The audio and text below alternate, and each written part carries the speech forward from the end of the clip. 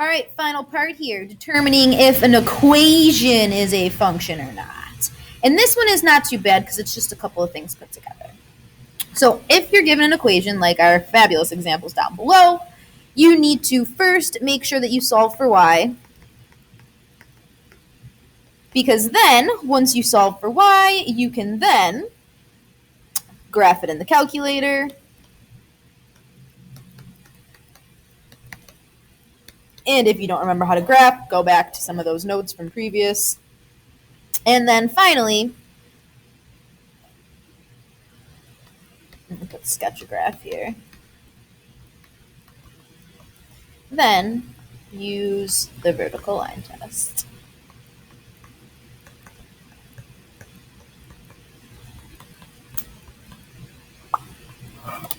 Okay, so first example is thankfully already solved for y for us.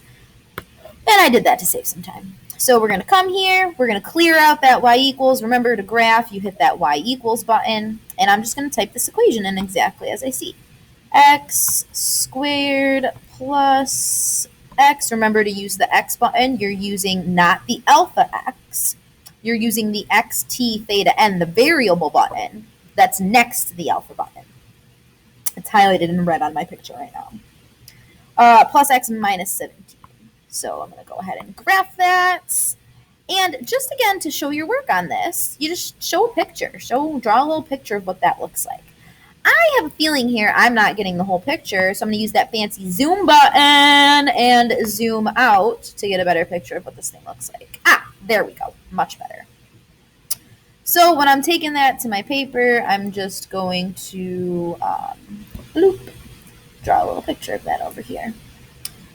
So bear with me as I figure out this double screen stuff. So I've got my axes. Again, when you're sketching these pictures, it doesn't have to be anything nice because you're just sketching a picture.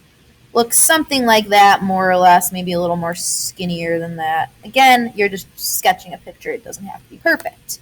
Then, testing my vertical line test, it passes and it's good to go. So yes function passes BLT. And I'm just going to continue abbreviating that. Example 7 here. This one not solved for y, so I've got to take a sec, solve for y. Or maybe you're recognizing this as one of those y equals mx plus b equations, which turns out to be a nice straight line. Negative 3/4 x plus 10/4. And who cares what 10/4 is? Keep it as the fraction. To the calculator, fractions in parentheses, -3 divided by 4, close parentheses, x plus parentheses 10 divide 4. And this, I don't really need to do anything crazy with. It's a straight line, like I knew it was going to be because it's a y equals mx plus b equation, I mean. And I know that these kind of lines definitely pass the vertical line test and our functions. So again, we're going to just answer this over here. Yes, a function. And for sake of time, I'm going to not write the passes the vertical line test. Now this, example 8, is a good one. Because notice that equation says x equals. Hopefully what's jumping into your head is that VUX acronym from the VUX-HOI equations, telling me that x equals 4 is a vertical line. Remember also that x equals equations cannot be graphed in the calculator. Let's write that down. Oh my goodness, I'm on the wrong page. Oh my goodness. So remember, x equals equations can't be graphed in the calc. Let's make this full screen again and stop making my life harder. Can't be graphed in the calc because it's not a function. And that makes sense because we know if we were to graph that, that would be a vertical line coming through the point x equals 4. Or sorry, -4. And again, not a function. The vertical line cannot pass the vertical line test. A vertical line cannot pass the vertical line test. So this is not a function.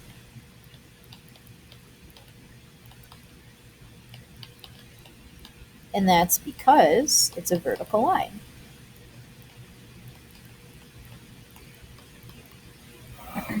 You can't have a vertical line pass the vertical line test.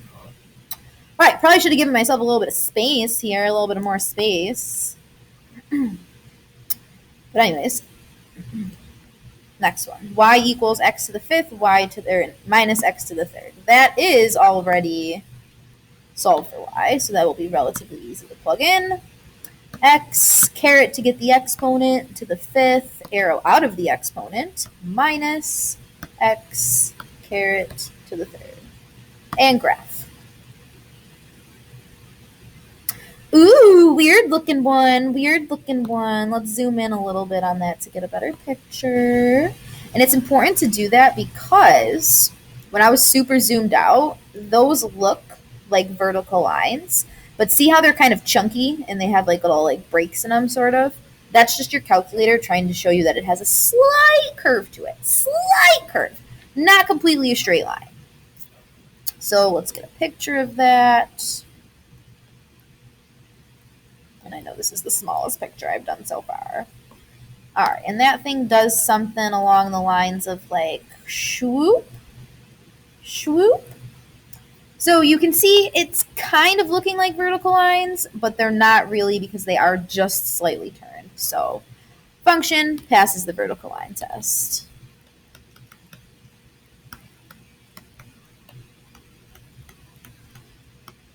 There's no vertical lines in there at all. And finally, y equals 2, which I can jump into my equation to graph if you don't recall or remember what that's going to look like. That's the hoi part of my Vux hoi.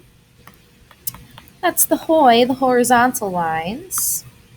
So that guy we know is a horizontal line that goes through y equals 2, which does pass the vertical line test as well.